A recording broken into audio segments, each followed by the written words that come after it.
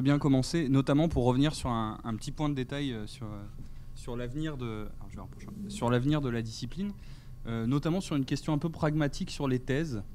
On en discutait avant, puisque donc je suis doctorant en histoire des sciences, mais je ne suis pas doctorant, puisque pour des raisons administratives, l'école doctorale à laquelle j'appartiens refuse les inscriptions des doctorants qui n'ont pas fini leur manuscrit lorsqu'ils dépassent la 3e année.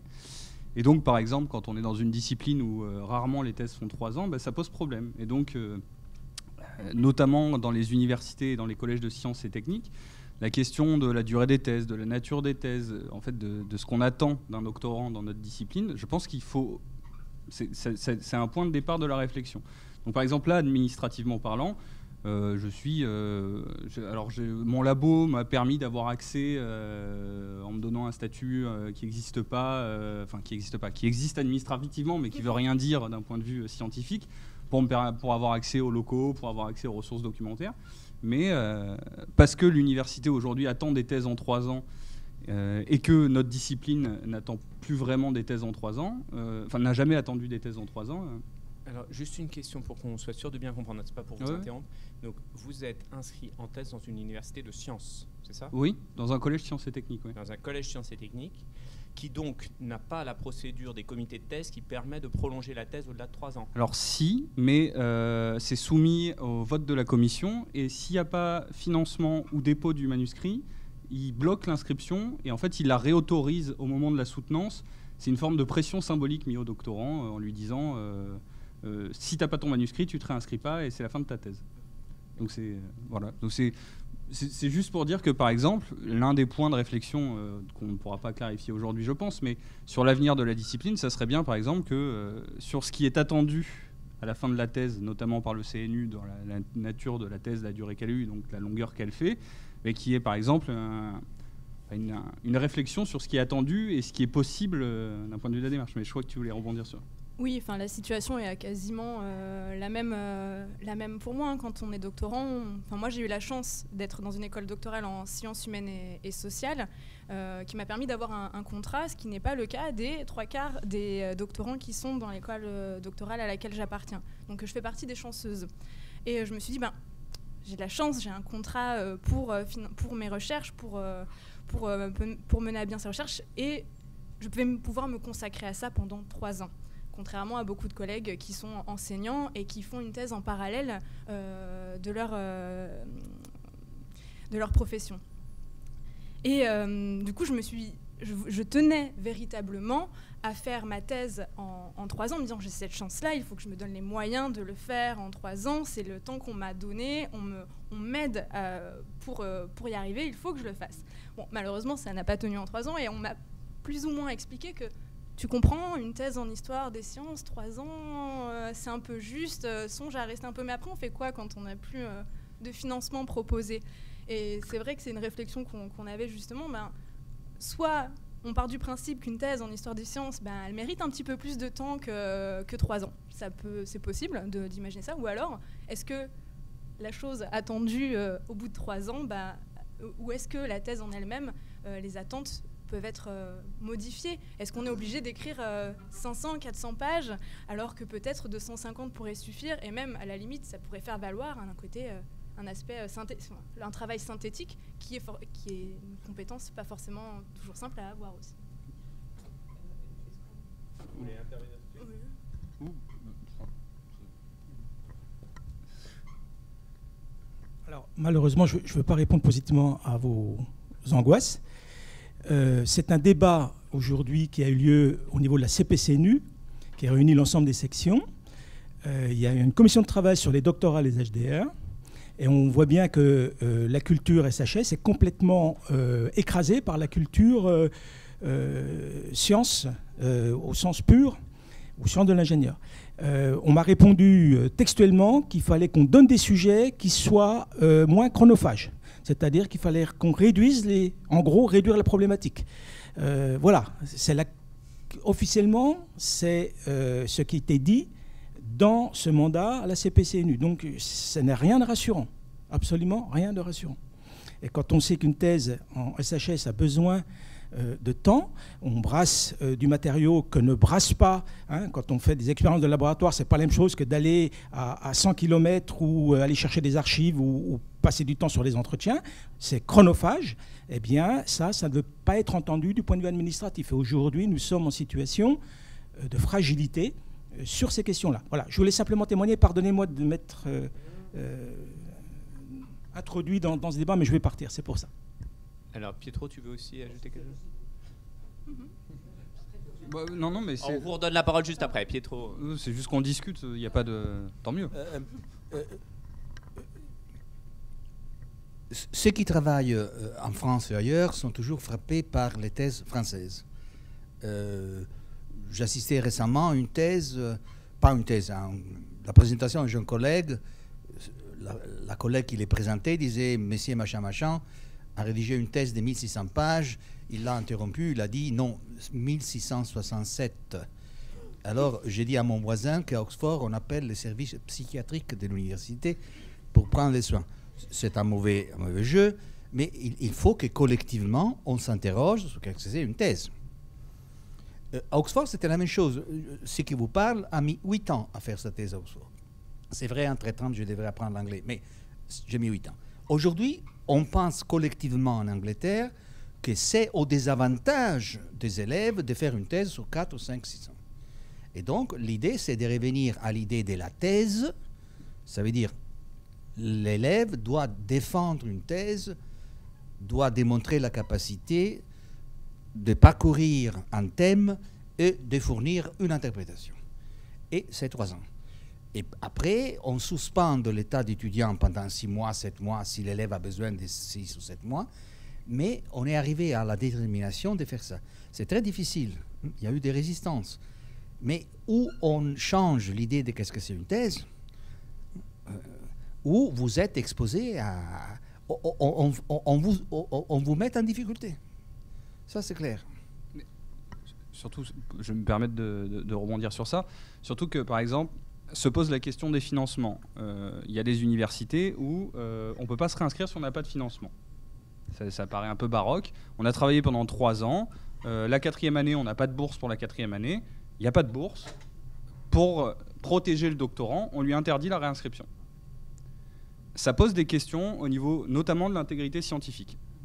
L'une des problématiques que je traite dans ma thèse, c'est, parce que je fais une biographie et que la personne sur laquelle je travaille est un croyant, c'est la question de science et religion, comment s'articule science et religion dans l'œuvre de quelqu'un qui le fait concrètement.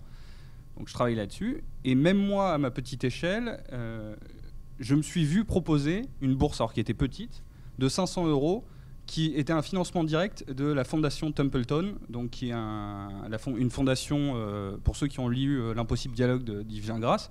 Et donc c'est une fondation de chrétiens évangéliques qui finance des projets que certains qualifieraient d'entrisme, et je me suis vu proposer cette bourse-là.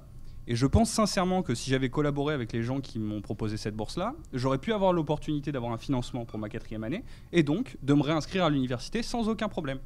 Donc là, après, c'est le rapport personnel. Mais voilà, donc derrière cette espèce de situation précaire et qu'on laisse un peu... parce que finalement, on se débrouille, on y arrive. Mais il y a des vrais... Je pense qu'il y a on va pas pouvoir continuer enfin, c'est pas continuer, non pas qu'il y ait une intention, mais c'est un peu un non-dit sous le tapis et on... Oui. Juste une question pour être sûr d'être clair, parce que je pense qu'il y a des gaps générationnels qui font qu'on n'a pas vécu les choses de la même manière, et donc je veux être sûr qu'on parle vraiment des mêmes situations. Je pense que les choses évoluent quand même considérablement actuellement là-dessus.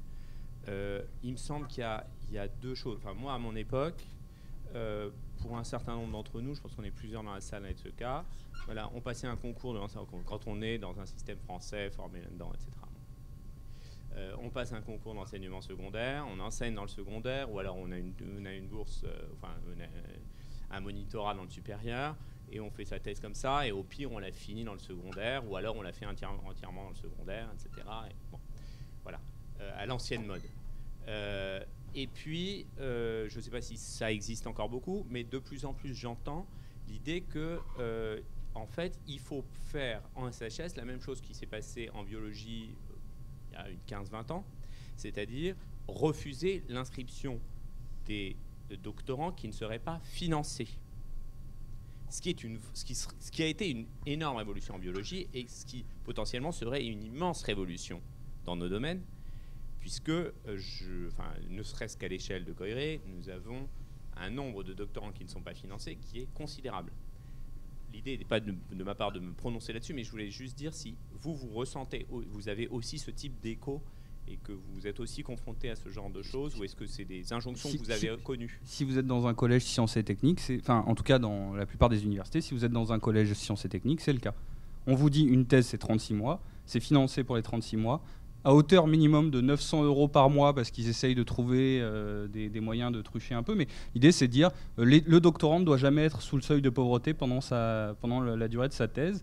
Et c'est un peu, bon, je raconte mon expérience personnelle, mais donc j'ai passé un concours, un oral devant un jury qui m'a permis d'obtenir ma bourse de thèse. J'ai travaillé pendant 3 ans et parce que on a des bons rapports avec les membres du jury et que les gens du labo ont expliqué les spécificités de notre discipline, ça se passe bien et ils comprennent, ils tolèrent un peu. Mais si on tombe sur un directeur 2D qui veut respecter à la lettre pour pas se faire remonter les bretelles par l'HCERS, il pourrait dire, à la limite, un abandon de thèse vaut mieux qu'une thèse en 50 mois où il y a eu 18 mois non financés. Donc, mais après, bon, je peut-être pas monopoliser le... Et puis en même temps, tu as lancé un sujet un peu chaud. Un peu touchy d'entrée. Ouais.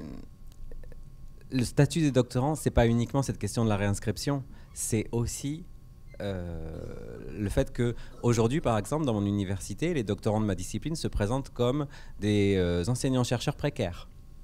Pour moi, de mon époque, être doctorant, c'était être étudiant, c'est-à-dire aspirer à avoir un bac plus X. Aujourd'hui, ça n'est plus le cas. Les doctorants sont soumis à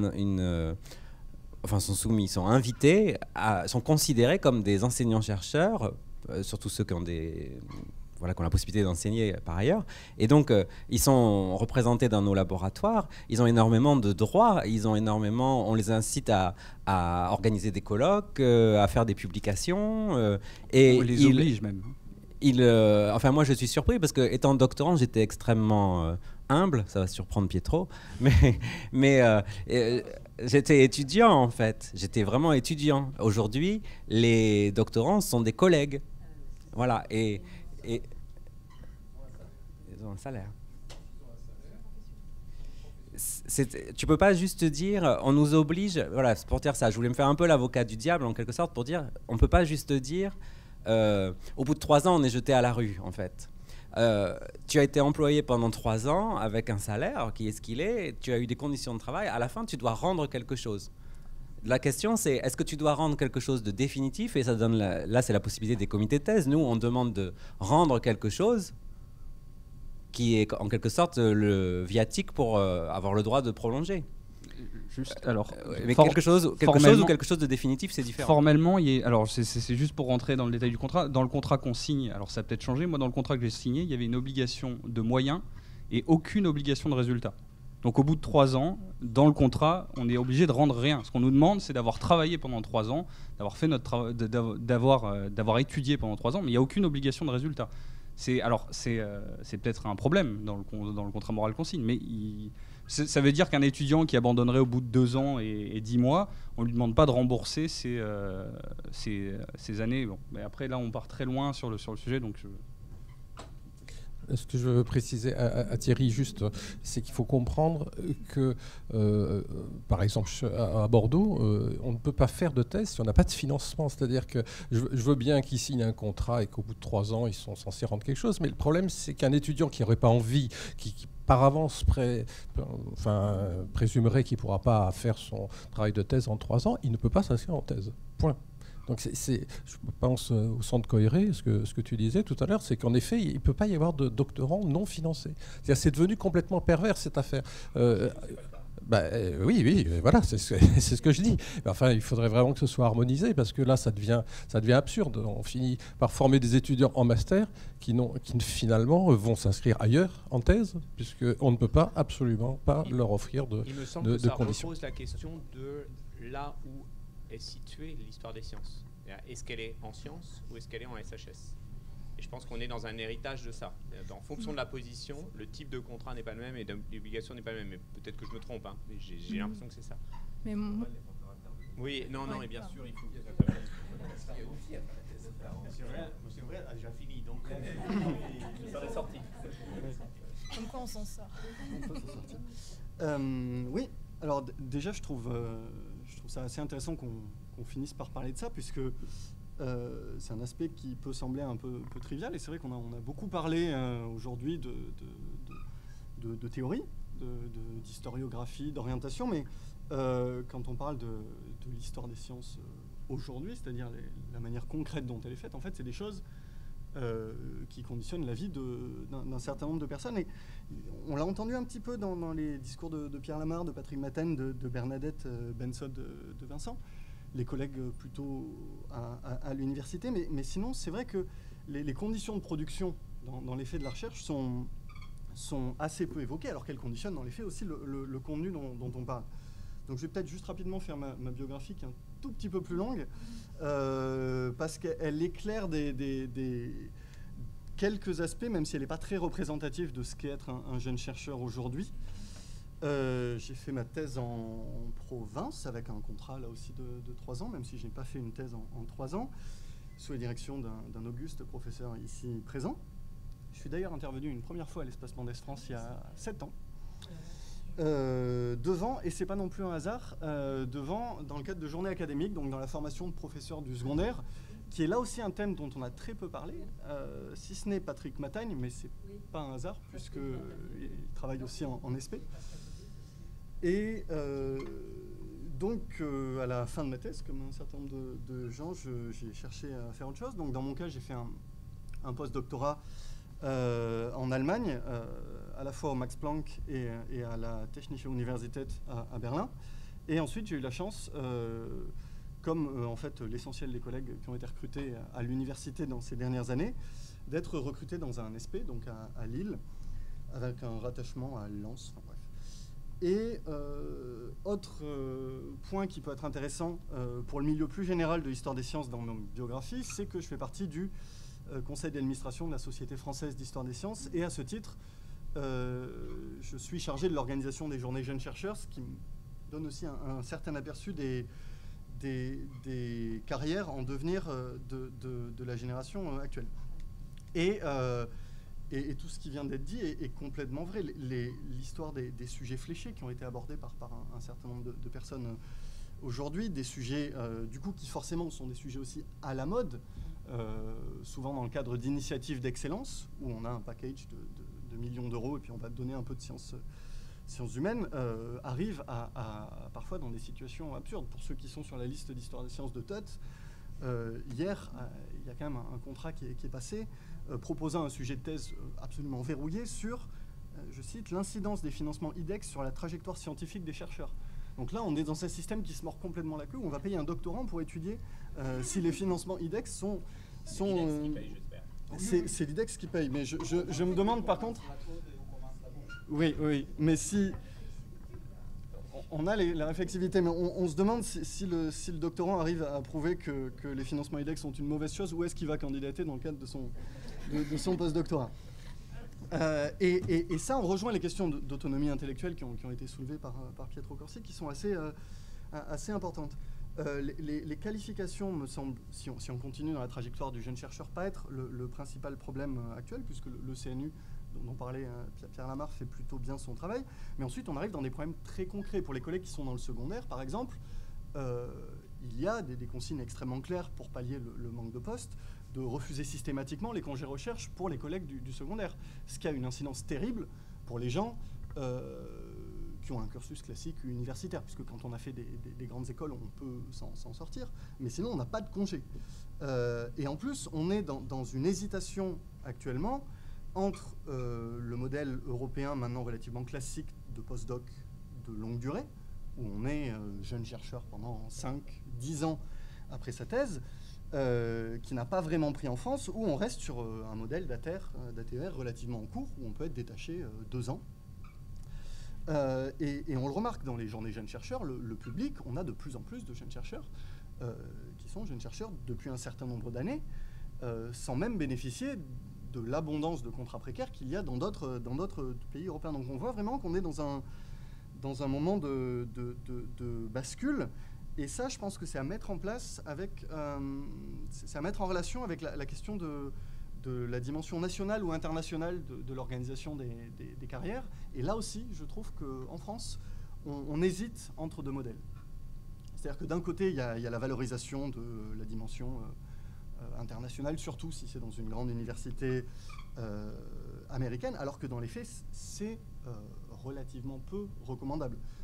Alors, moi, ça m'a apporté chance, mais je pense que ça, c'est pas forcément ça qui a joué. Mais dans les faits, pour trouver un poste, il vaut mieux rester dans un grand laboratoire, cultiver ses réseaux parisiens ou autres, et aller à l'étranger, et en général pas spécialement bon, ni même d'ailleurs pour son avancement.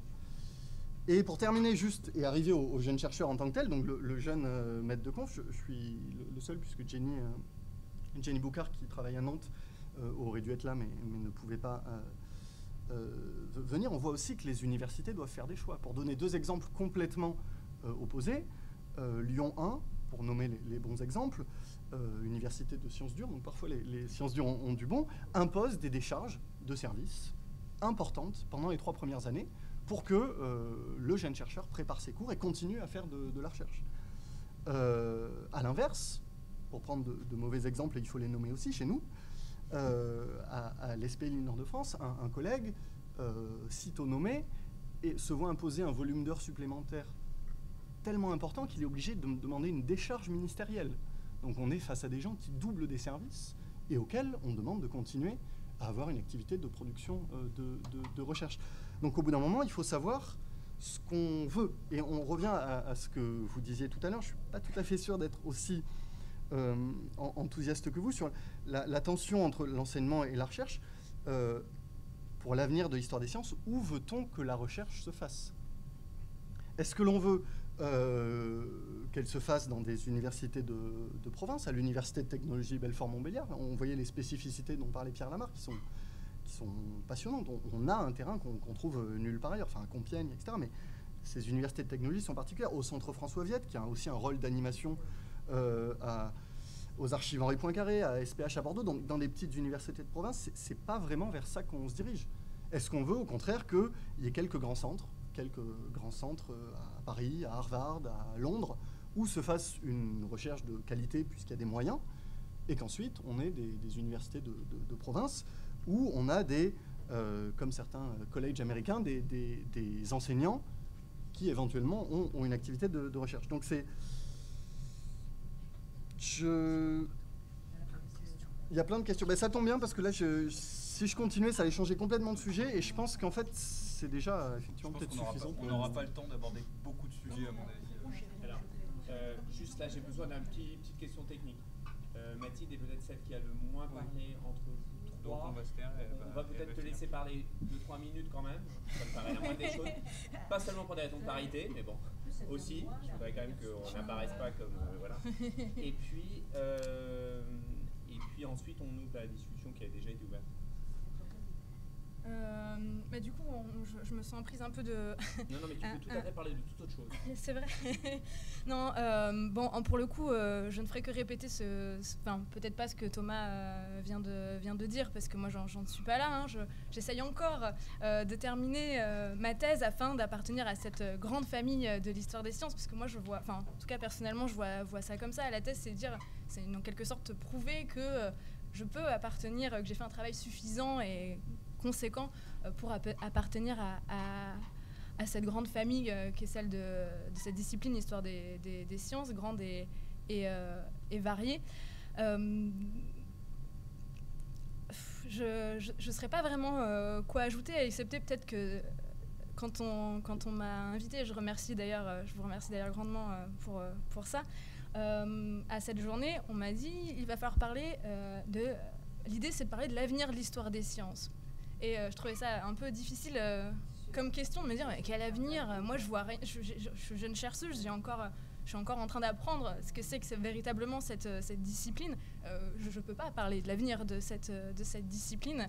Et pour la petite anecdote, ça m'a fait beaucoup sourire. Je me dis, en fait, peut-être que justement, en tant que future nouvelle recrue dans cette discipline, on parle de moi comme l'avenir. C'est un peu présomptueux aussi encore comme vision des journées, de cette journée. Mais voilà la réflexion que je me suis fait. Si je pense qu'on est là, c'est aussi de montrer que cette discipline, elle continue quand même à vivre malgré les problèmes qu'on est en train de soulever. Et c'est vrai que c'est pas facile. Et oui, on se considère peut-être, je dis on, peut-être que je devrais dire moi, comme ça je suis sûre d'inclure personnes pas seulement comme des étudiants, mais comme des jeunes chercheurs en formation. Oui, on a encore des choses à apprendre, mais qui peut dire qu'il n'est pas en train d'apprendre tous les jours dans tous les cas. Et je pense qu'on fournit quand même des connaissances en tant que jeune chercheur, et peut-être que même on a parfois un œil nouveau sur des questions que d'autres n'auraient peut-être pas pu poser à force d'être le nez dans le guidon. Voilà peut-être ce que je pourrais rajouter. Peut-être dire sur quoi vous travaillez. Ah oui. Chacun, oui.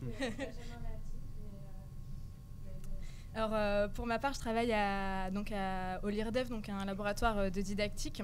Mon gros lien avec ce laboratoire, c'est surtout de travailler sur l'histoire de l'enseignement. Je travaille sur les objets des collections de physique de l'Université de Montpellier. Donc, par rapport à ce que disait tout à l'heure Bernadette Binceau-Vincent sur les objets et la façon de les aborder et ce qu'ils peuvent raconter de l'histoire. Pour le coup, moi, c'est tout à fait mon domaine. Voilà, donc je travaille sur quelques instruments conçus entre autres par des savants montpelliérains, un savant montpelliérain en particulier pour ce qui est de la physique. Pour faire court.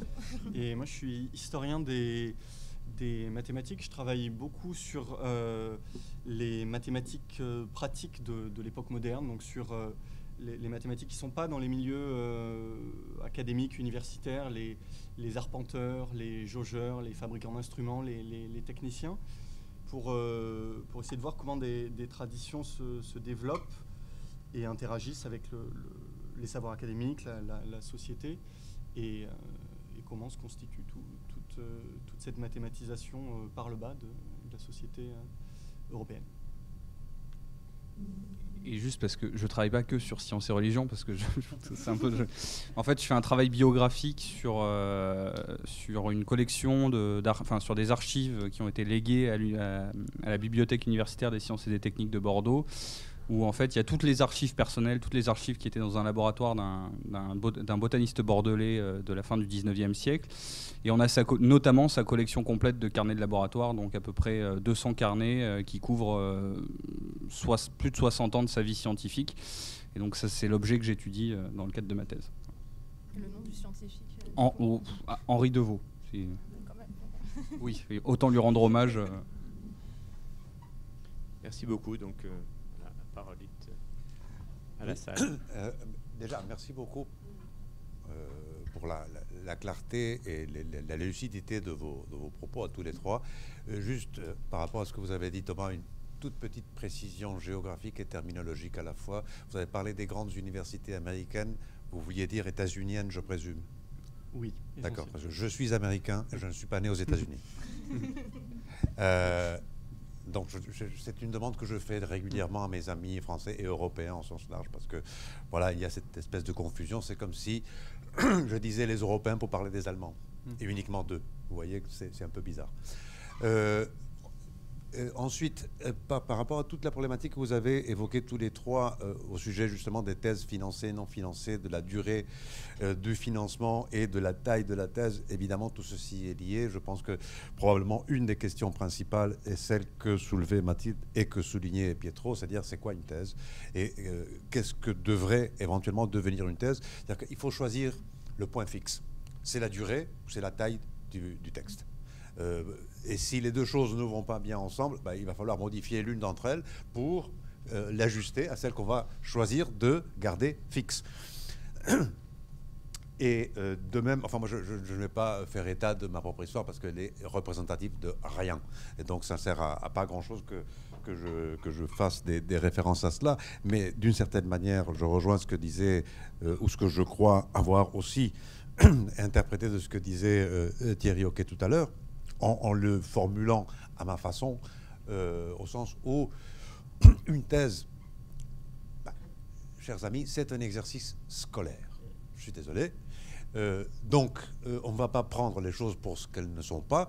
Je vous rassure tout de suite, il y a tout juste un mois, j'ai soutenu mon habilitation à diriger des recherches. Je considère que ça aussi, c'est un exercice scolaire.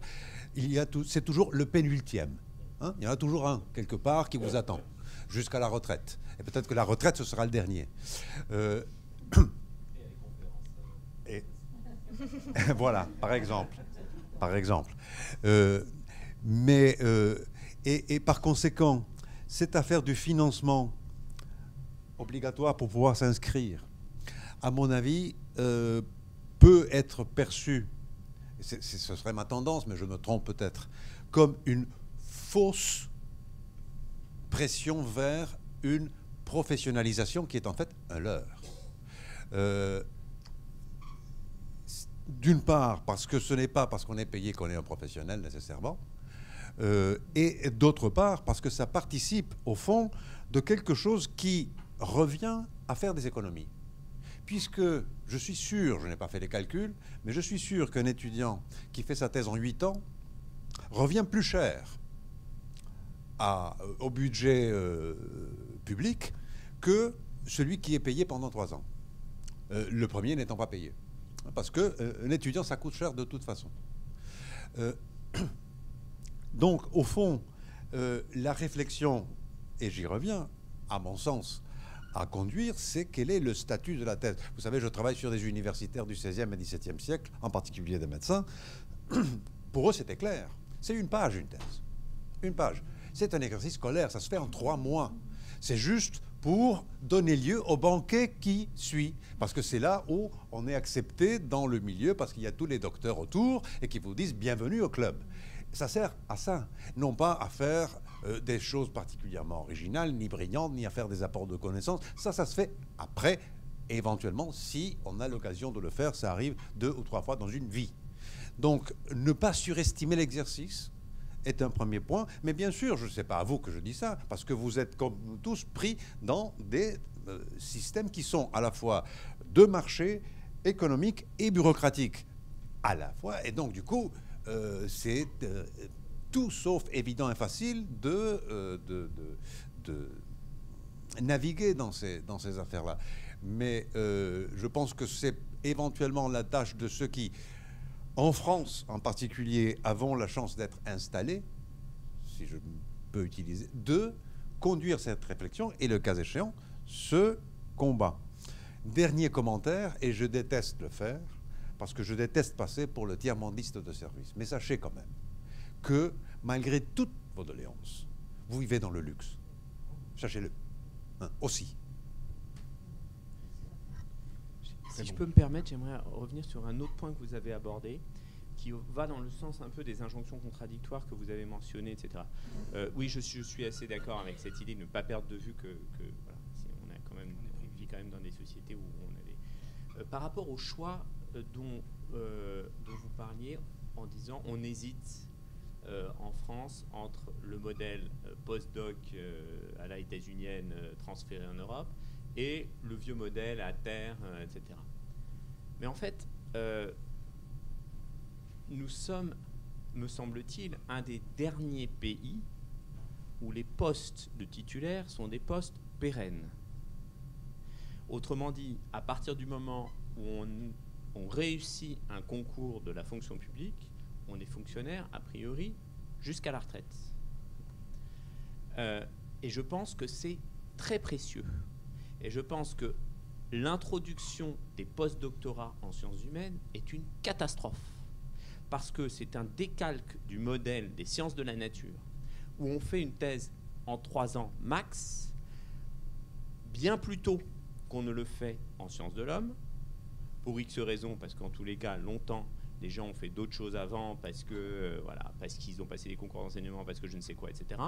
Donc, bilan, de toute façon, les gens n'ont pas le même âge, et qu'en plus, le nombre de post-doctorats en sciences de la nature n'a rien à voir avec ce qu'il est en sciences de l'homme.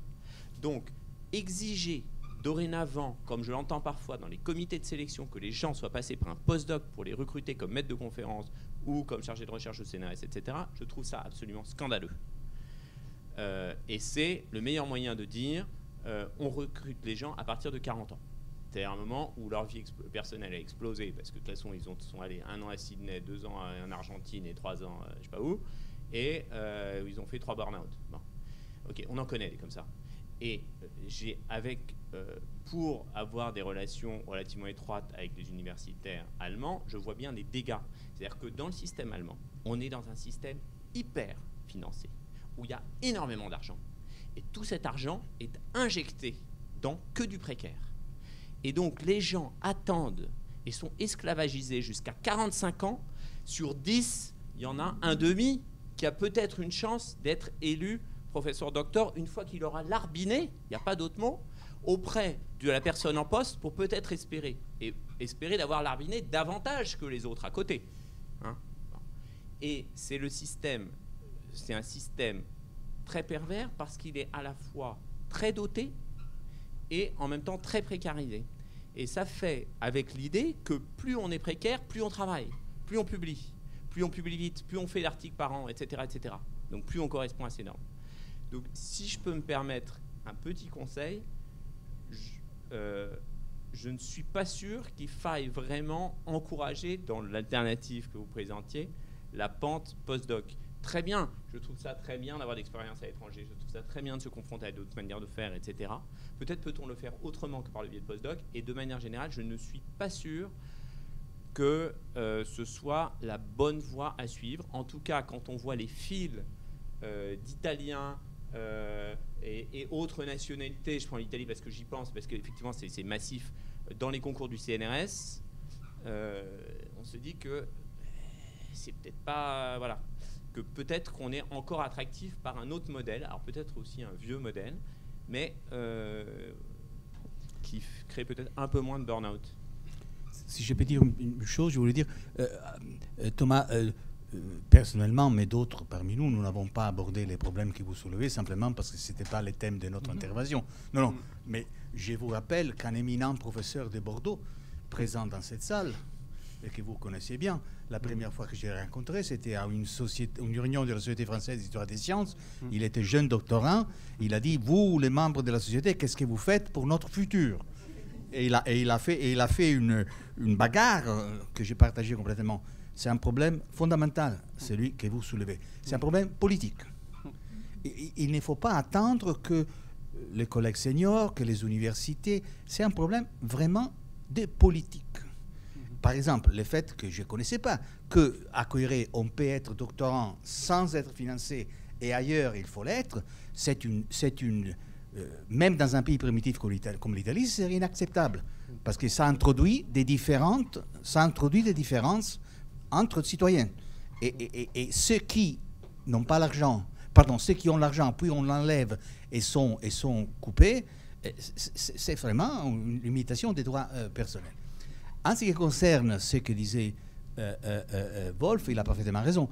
J'évoquais auparavant, très rapidement, que j'ai siégé dans un comité CNRS italien pour le recrutement, et je vous dis de ce jeune Italien qui vient de tout le monde. Il vient précisément pour les raisons que Wolf dit. Ça veut dire que ce sont des gens qui ont fait 4 postdocs dans 4 continents, mais même en Angleterre, les postdocs ne produisent plus les postes permanents. Donc, c'est une fausse image. Ce que tu disais auparavant, ça veut dire est-ce qu'on va ailleurs ou on reste ici et on reste lié à un réseau? Malheureusement, je dois dire qu'il faut rester lié à un réseau, malheureusement parce que peut-être on limite un petit peu les propres horizons intellectuels, mais donner à César ce qui est à César. Donc, je ne vois rien de mal d'être lié à un réseau, mais donner à la recherche ce qui est à la recherche, donc les faire ça. Parce que sortir, on ne rentre jamais. Moi, à mes jeunes collègues italiens à Oxford, j'ai la file hors du bureau qui vient me poser des questions. Le cas italien, c'est simple. Allez, sortez, fini, saluez les pays, allez dans tout le monde. Il y a l'Australie, il y a la Nouvelle-Zélande, il y a tout. Malheureusement pour la France est plus sympathique et donc les gens viennent ici. Mais mais il y a une émigration énorme. Parce qu'en Italie, la politique ne veut rien faire, ne peut rien faire. L'université italienne a perdu 10 000 professeurs et 400 000 élèves dans les derniers 5 ans. Donc l'État est en train de fermer, c'est notre problème. Mais je dis, la solution, c'est vraiment la politique. Ce que vous avez dit a montré à moi que je ne connais pas dans ces détails votre situation, une différence que je ne crois pas elle soit légale. Une différence de traitement entre différents cas de figure qui d'un point ou un autre, va contre les droits des individus. On ne peut pas être traité dans un état de droit d'une façon tellement différente. On ne peut pas dénier à une personne le droit d'avoir une éducation et à l'autre la donner. Donc c'est politique, c'est à vous de la résoudre. Nous pouvons, les vieux, moi je ne suis pas en France non plus, mais nous pouvons seulement vous soutenir. Mais c'est votre futur. Et la politique, c'est l'unique façon dans laquelle on peut faire quelque chose. Autrement, il n'y a personne qui va penser pour vous. Ou vous pensez pour vous-même, ou n'attendez pas que quelqu'un pense pour vous. Il y a pas mal de collègues qui vont bien sûr répondre avec sympathie à vos demandes. Ah, ça c'est clair, c'est évident. Mais il faut aussi une action politique. Dans les pays dans lesquels on vit, parce que pas mal de ma génération ont vécu dans l'idéal qu'ailleurs c'était mieux. Ailleurs, c'est ici. Ici, c'est votre ailleurs. Et donc, il faut... Et c'est un beau ailleurs, comme le disait Raphaël. Parmi les ailleurs dans lesquels on peut vivre, oui, il y a des difficultés, mais c'est pas mal. Juste pour une petite précision, à titre informatif, pour éviter tout malentendu, il n'y a pas de doctorat du Centre Coiré. Au Centre Coiré, on accueille des doctorants qui, eux, sont inscrits, par exemple, et surtout à l'EHESS, parfois financé, parfois non, mais c'est-à-dire qu'il n'y a pas de doctorat du Centre Coiré. C'est juste pour pas voir comme ça les foules qui s'y précipiteraient rue même. Non, je m'ai exprimé. C'était juste pour... Oui, j'espère ne pas avoir fait l'apologie du modèle allemand. Enfin, pas spécialement. Je voulais souligner une tension qui me semble assez intéressante sur la nature du doctorat et du post-doctorat. Le modèle allemand a tout un tas de défauts qu'on peut effectivement constater quand on voit des collègues qui ne peuvent pas passer leur habilitation et qui sont contraints d'abandonner à 40 ou 50 ans. Mais ce qui est intéressant, c'est de remarquer paradoxalement que la France, qui est un pays extrêmement privilégié en termes de nombre de postes, permanents, même si la plupart sont dans des universités et ont des conditions de travail peu comparables avec les autres. Mais il y a un certain nombre de paradoxes sur le système français dont il est aussi intéressant de parler. L'inégalité face au doctorat qu'on vient de souligner est intéressant, puisque derrière cette normalisation à 3 ans du doctorat en sciences humaines se cachent aussi des inégalités criantes, puisqu'on sait par exemple que maintenant on fait des pré-doctorats. Et donc que des personnes, si par exemple on a été dans le bon laboratoire de l'école normale supérieure, pour ne pas dépasser des 3 ans, on a un pré-doctorat où on a un contrat qui ne compte pas dans les 3 ans pour sélectionner un sujet, on commence à se faire de l'expérience, etc. Donc la question n'est pas tant d'opposer un modèle allemand à un modèle français, mais d'essayer de constater ce qui est aussi à l'intérieur du modèle français fait que, malgré le fait qu'on est en histoire des sciences, on a peut-être autant de postes en France que dans le reste de l'Europe, par exemple. Enfin, c'est quelque chose d'assez remarquable. Les choses ne tournent pas comme elles pourraient tourner. L'exemple allemand qui, moi, me semble... Enfin, je suis historien des mathématiques. L'histoire des mathématiques en Allemagne, c'est terrible. C'est du temps de la rivalité entre l'Est et l'Ouest, il y a eu un nombre de chaires incroyable. À la chute du mur, ils ont tout fermé. Mais la Société allemande d'histoire des sciences, par exemple, a une activité incomparable avec la Société française d'histoire des sciences. Je ne veux pas taper sur la Société française d'histoire des sciences. Je suis assez mal placé pour cela, mais il faut remarquer ce type de paradoxe. J'aurais pu prendre la Société d'histoire des sciences anglaise ou autre. Et ce qui est intéressant, c'est pour ça que c'est bien qu'on en parle ici, c'est de remarquer toutes les tensions et toutes les complexités à l'intérieur de ce modèle qui sont plus compliqués que de simples problèmes techniques. Et c'est pour ça que quand vous parlez de la nécessité d'avoir une approche politique de la chose, je pense que vous avez tout à fait raison. si je peux me permettre une petite remarque, on parlait de la diversité des pratiques, du pluralisme. Je pense que de temps en temps, ça serait bien qu'on se retrouve tous dans la même chapelle. Et par exemple, alors, cette réunion à l'Espace Mendès France est fabuleuse pour ça, d'ailleurs, on vous remercie. Et au-delà de ça, d'un point de vue disciplinaire, ce serait par exemple bien, je lui avais dit en rigolant, mais l'European Society, quand vous participez au congrès, ils vous inscrivent d'office pour 2 ans dans l'European Society, en fait. Et c'est vrai que je n'arrive pas à comprendre comment, par exemple, tous les doctorants qui font de l'histoire des sciences en France, ou de l'histoire des savoirs, ne sont pas inscrits à la Société française d'histoire des sciences, par exemple. C'est-à-dire que c'est une entité qui existe, donc on pourrait s'en emparer, la faire vivre et avoir quelque chose qui nous permet de nous rassembler, entre guillemets, sous le même toit, et d'avoir, même si on a des pratiques très différentes, qu'il y a ce pluralisme qui est génial, d'avoir un endroit où on peut se retrouver et à un moment donné discuter de ce qu'on fait enfin bref, voilà, je pense qu'on est déjà un peu Juste une toute petite accroche, parce que je vais être encore plus ambitieuse que toi, Benjamin, vu que je viens d'histoire, et je pense que les historiens, on a les mêmes soucis que les historiens des sciences. Moi, j'ai interrompu ma thèse, j'avais pas de financement, je voyais pas. Et après, j'ai vu aussi l'arrivée de la contrainte justement de devoir terminer en 3 ans, même sans financement. Parce que c'est aussi... non, mais parce que l'école doctorale, au bout d'un moment, même quand tu n'as pas de financement, elle peut exiger, dire non, on ne renouvelle pas, même si on est dans un statut précaire. Donc, on enchaîne les vacations, etc. Donc, moi, je pense que c'est plutôt une union des doctorants de sciences humaines et sociales, de manière générale, qui devrait être faite. Donc, une réunion encore plus massive. Et justement, aussi, ce que j'ai vu arriver, et ça se voit sur toutes, mais ça se voit aussi en histoire, c'est le postuler à des thèses, comme en biologie, avec des sujets extrêmement fermés et qui est extrêmement problématique en termes de construction de la pensée et d'évolution de la pensée. Oui, donc j'ai été président de la Société française d'histoire des sciences pendant 8 ans, pendant la première décade ou décennie, je ne sais jamais. Les 10 premières années de ce siècle, pendant lesquelles on a mis en place les journées jeunes chercheurs, qui correspondaient très précisément à l'objectif que vous évoquez.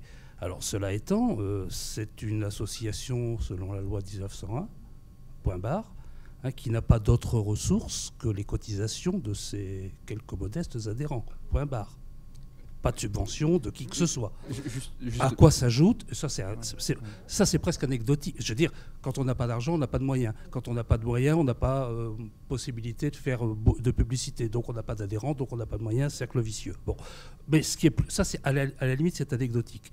Un jour, on souhaitait développer nos liens avec une institution particulièrement prestigieuse qui est l'Académie des sciences. J'allais dire royale des sciences parce que je travaille sur le XVIIe siècle. Mais elle n'est plus royale, mais elle est toujours Académie des sciences. On ne sait jamais. Donc, donc justement, c'est ce que je vais raconter.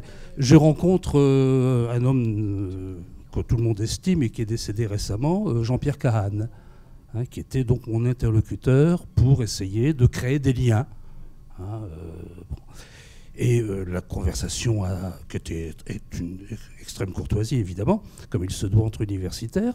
Et avec, en plus, moi je ne suis pas, mais lui académicien, a tourné court, parce que très très vite, il m'a fait aimablement remarquer que dans les milieux scientifiques sérieux, on commençait un peu à en avoir assez de tous ces gens rassemblés dans les sections 70 du CNU, c'est-à-dire sciences de l'éducation, sciences de l'information et histoire des sciences et des techniques, à 70, 71, 72. Donc pour lui, 70, 71, 72, c'était des disciplines que l'on avait tendance à imposer dans les universités au détriment des savoirs sérieux. Et donc, c'est tout, la conversation s'est terminée sur ce point-là. Alors ce que je veux dire, c'est que symboliquement, au-delà de la personne tout à fait estimable de Pierre Kahane, ce qu'il représentait dans son discours, c'était quelque chose de dominant dans le monde universitaire et le monde de la recherche français, c'est que ce genre de société, d'histoire des sciences, c'est pas intéressant. La société des physiciens, la société française de physique, la société française de chimie, la société française de mathématiques, oui, parce que c'est physique, chimie, mathématiques. Mais société française d'histoire des sciences et des techniques, non, parce que c'est un truc qui sert à rien. C'est-à-dire que moi, quand je proposais qu'on s'en empare, c'était pour nous-mêmes, en fait. À la limite, l'extérieur, je vais dire, on s'en fiche, mais c'est pour nous. Symboliquement, je lui avais fait une proposition en rigolant un peu hier soir autour d'une bière, c'est de dire, tous les labos, quand un doctorant s'inscrit, commence une thèse, tous les labos pourraient dire, je sais pas, on pourrait dire que pour un doctorant, la cotisation, c'est 5 €. Tous les labos, quand un doctorant s'inscrivent, payent la cotisation à la Société française d'histoire des sciences et des techniques en disant « Bienvenue, vous faites partie du clan, si vous voulez chercher les gens qui vous ressemblent, c'est là ». Et c'est juste une manière une forme de marque pour dire on appartient au même troupeau, quoi. C'était juste ça. Finalement, ce que l'extérieur va en penser, c'est pas grave, c'est juste pour qu'on puisse se reconnaître entre nous et qu'on puisse échanger, discuter, voilà.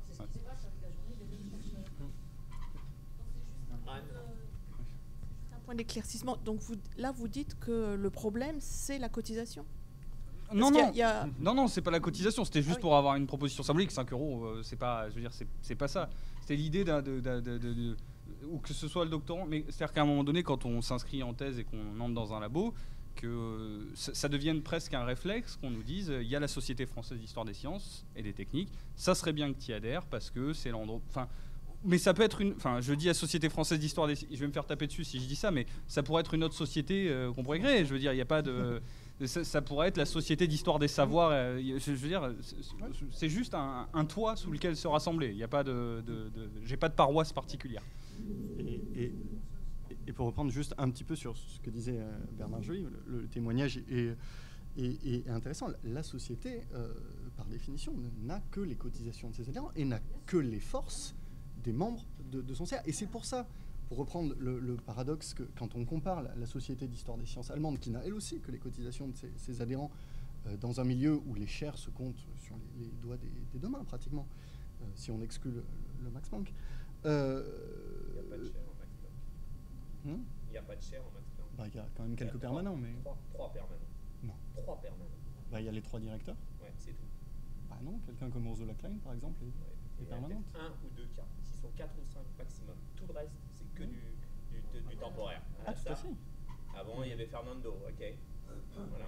Et il a été remplacé. Et c'est tout. Le Max Planck fonctionne comme ça. Il faut arrêter de nous berner avec le Max Planck. Et donc, de voir le fonctionnement de la Société allemande d'histoire des sciences, c'est quand on compare avec la France, on a probablement peut-être autant d'historiens des sciences que le reste de l'Europe. Et n'importe qui a été dans le CA de la société voit que ça tourne avec des bouts de ficelle. C'est-à-dire que pour faire l'infolettre, pour organiser les journées jeunes chercheurs, pour organiser les prix de thèse, ça tourne avec... 300 personnes à des colloques. Ah oui, il y a tout ça c'est super. Mais grâce au soutien de l'espace France. Exactement. Ouais, et du coup c'est admirable. Mais quand on voit par exemple juste avant que Michel Cotte reprenne la direction, la quantité de travail que pouvait abattre quelqu'un comme Stéphane Tirard, qui, en plus de ça, était responsable d'un centre d'histoire des sciences de province, en plus de ça, était enseignant avec des services, voilà, et était responsable de l'infolettre, des journées jeunes chercheurs, de tout ça. C'est cette matérialité du travail de l'histoire des sciences d'aujourd'hui qui conditionne forcément son avenir. Son poids politique aussi, puisqu'une société qui est faible, c'est une discipline qui existe peu. Oui, moi je voulais juste faire l'écho assez vite sur la SFHSH, Société française pour l'histoire des sciences de l'homme. Oui. Wolf et Emmanuel compléteront éventuellement. C'est un peu le même constat, c'est-à-dire qu'on organise des journées. On a organisé un grand colloque qui a été plutôt un succès, on va dire, mais c'est vrai que c'est artisanal, quoi. Hein. On fait ça de façon artisanale. On trouve des financements. On a eu quand même quelques financements. Voilà, mais... Alors, je ne sais pas s'il faut regretter trop quelque chose qui serait une grosse machine, hein, parce que, bon, voilà, moi, je ne sais pas, par exemple, le Max Planck de Berlin, je ne l'idéalise absolument pas. Personnellement, je trouve que c'est une annexe des États-Unis.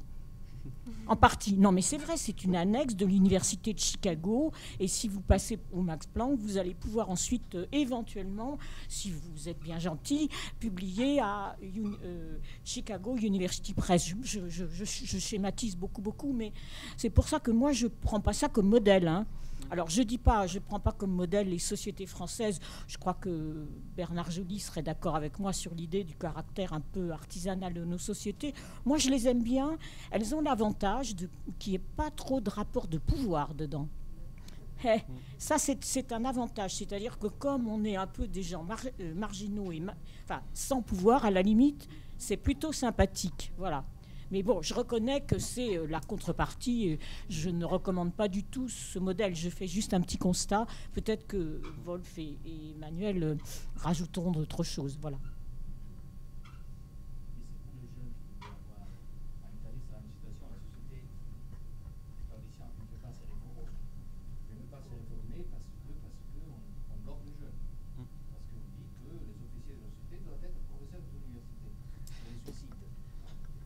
Tout au contraire, à mon avis, s'il y a une façon dans laquelle les jeunes, pas pour une vertu de la jeunesse, mais par le fait que les plus intéressés, c'est à la fin de la journée vous, dans un sens bon du terme.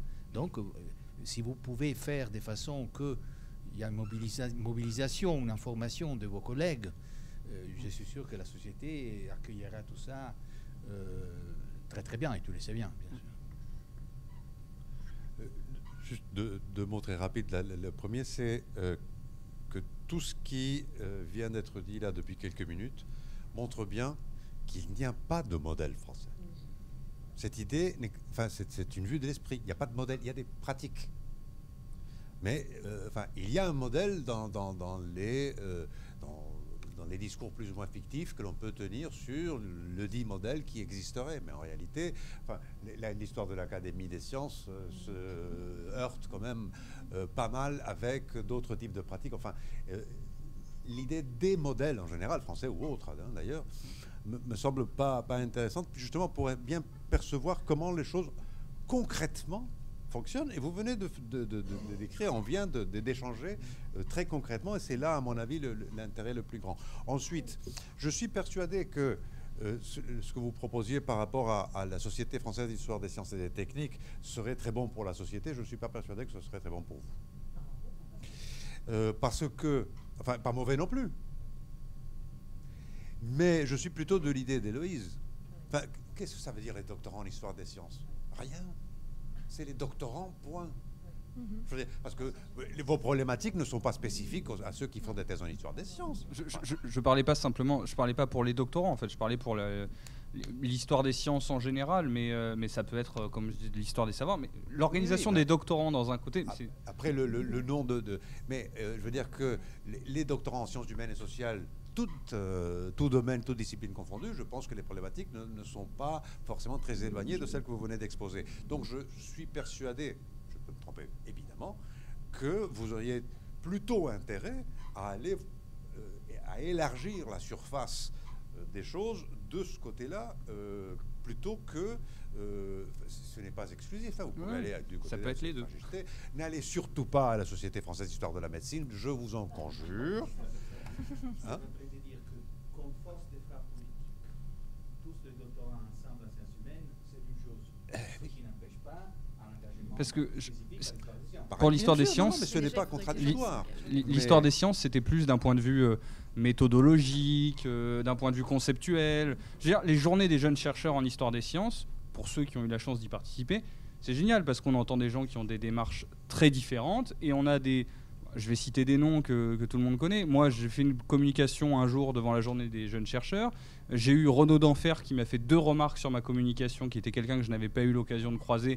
Renaud d'Enfer, qui est un chercheur dont on a une très grande compétence. Et ces remarques ont été tellement... Enfin, ça a été très pertinent. Et j'ai vécu comme un moment d'enrichissement. Et c'est vrai que quand on est de province, ça permet de discuter de... C'est la même chose, c'est toujours l'occasion de... Enfin, surtout quand on est dans une université de province en histoire des sciences à Montpellier, c'est pas évident en fait. Donc quand il y a ces réunions-là, c'est vrai que c'est hyper chouette de pouvoir y assister. Mais j'ai envie de dire, on pourrait discuter de ça vraiment extrêmement longtemps, du statut des doctorants, parce que pour le coup, moi je suis dans un laboratoire donc plutôt en didactique, hein, c'est surtout les problématiques du laboratoire sont surtout sur ces sujets-là. Et quoi que ça a changé, mais enfin bon, qu'importe. Ne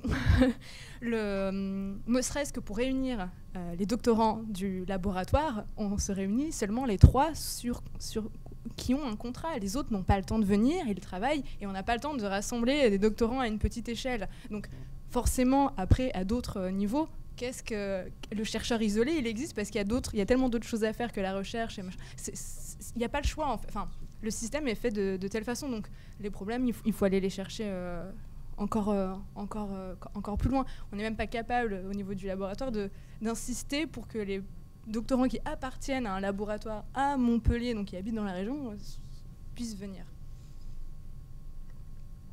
Bref.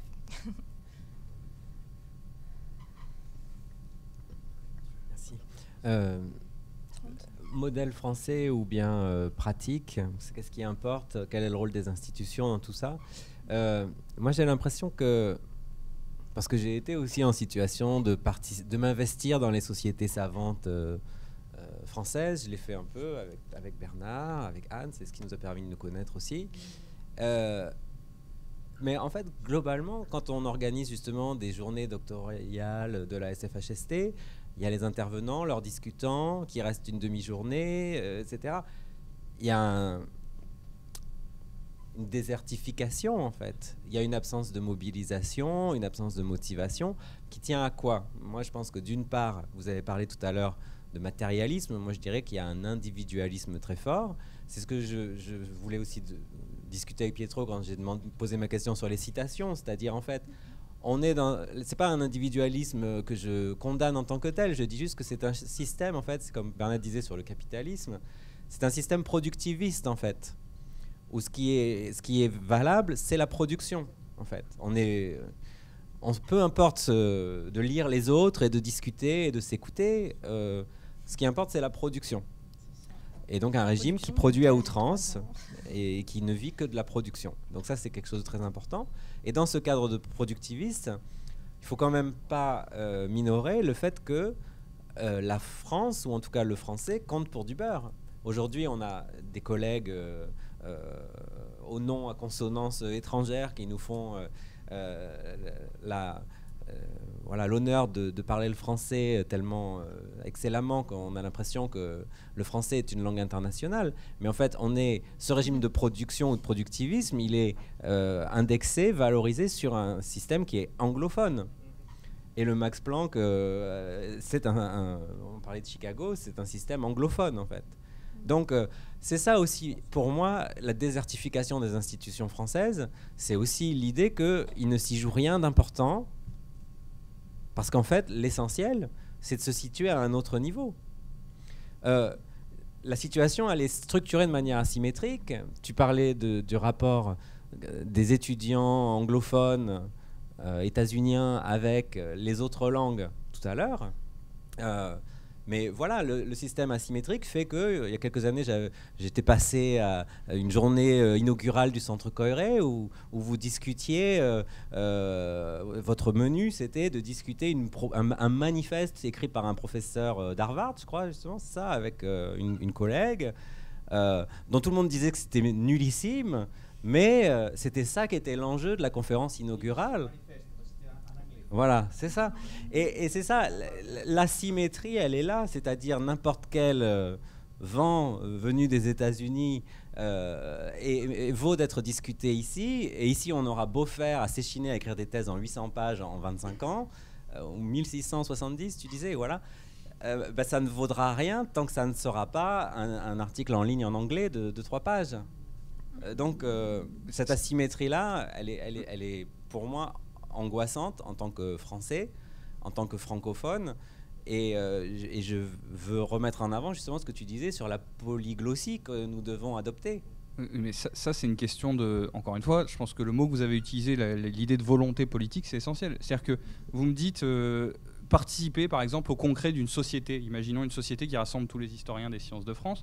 Participer à ce congrès-là, ça n'a pas de poids par rapport à une publication en anglais. Mais qui siège? Enfin, c'est pas pour vous mettre en... C'est vous qui êtes au CNU, pour ceux qui y sont, et qui peuvent dire, on décide que dans les dossiers de candidature, quelqu'un qui s'investit dans la vie d'une société et qui participe à ce type de congrès, ça a plus de valeur qu'un article publié dans une revue, dans une obscure revue américaine, enfin états-unienne en anglais, où personne n'a jamais lu l'article. C'est comme pour l'histoire de la thèse. Je veux dire, vous avez le pouvoir politique de dire, dans la section 72, une thèse maintenant ça se fait en 3 ans. Si elle fait 300 pages, c'est une thèse valide, tant qu'il y a une thèse et que le travail, les rapporteurs jusqu'au sein. C'est-à-dire que c'est d'où l'intérêt, pour rebondir sur l'intitulé, de parler de l'avenir de l'histoire des sciences. Je veux dire, nous, on n'est pas encore dans le sérail, on n'est pas encore dans la machine pour la modifier de l'intérieur. Vous, par contre, pour ceux qui y sont, vous pouvez décider que la publication soit en anglais ou en français, ça a autant de valeur, que la publication soit, que ce soit une conférence faite devant telle assemblée, ça a plus de valeur. C'est vous qui avez ce pouvoir-là. Et c'est également aussi aux directeurs de thèse de stimuler, d'insister auprès du doctorant pour qu'il s'investisse là-dedans. Il y en a qui le font d'eux-mêmes, mais il y a aussi beaucoup de directeurs de thèse qui oublient d'insister sur ce rôle-là et sur cet investissement que doit avoir un jeune chercheur. Qu'est-ce qu'il connaît du métier de chercheur s'il n'est pas capable aussi de s'investir auprès de ses pairs et de réfléchir en communauté? Le pouvoir que vous nous accordez est très important, mais il est malheureusement fictif, dans la mesure où l'histoire des sciences, par définition, elle est interdisciplinaire. Alors certes, il y a la 72e, mais la 72e, elle a très peu de postes fléchés, elle a très peu d'impact sur les recrutements effectifs. Et par ailleurs, qui dit interdisciplinaire dit rencontre de critères différents. Et déjà, à l'intérieur de la philosophie, par exemple, qui est une toute petite partie de la section 35, on voit les conflits entre les analytiques qui valorisent les articles, les Européens continentaux qui valorisent le livre, et on voit déjà l'impossibilité de se mettre d'accord à l'intérieur d'une microdiscipline complètement dérisoire sur ce qui vaut véritablement en tant que travail de recherche. Et vous nous dites, mettez-vous d'accord et valorisez quelque chose. Il y a une historicité des normes, des valeurs, des critères, et il y a des conflits, des rapports de pouvoir, comme disait Wolf. Alors, malheureusement, je crains que nous ayons à finir, pas à finir, mais à clore au moins temporairement la discussion. Je pense que c'était très important d'avoir cette conclusion finale. Donc, je ne sais pas s'il faut relire un texte publié en 1848 et qui commençait par « Doctorants de tous les pays, unissez-vous ». Mais en tout cas, il me semble qu'on doit vous remercier beaucoup d'avoir mis sur le tapis ces questions pour une fin de journée qui a été décloisonnée, où le fait que la discussion est tout de suite prise au-delà de vos interventions. Ça a peut-être mangé un peu sur vos interventions, mais en tout cas, ça, je pense que c'était stimulant pour nous tous. Voilà, diriger une thèse, c'est une grosse responsabilité. Prendre en direction une thèse, décider qu'on va soutenir, voilà. Et je pense qu'il faut qu'on en prenne la mesure, que c'est pas quelque chose qui se fait à la légère, que c'est une implication, que c'est aussi un enjeu existentiel pour vous.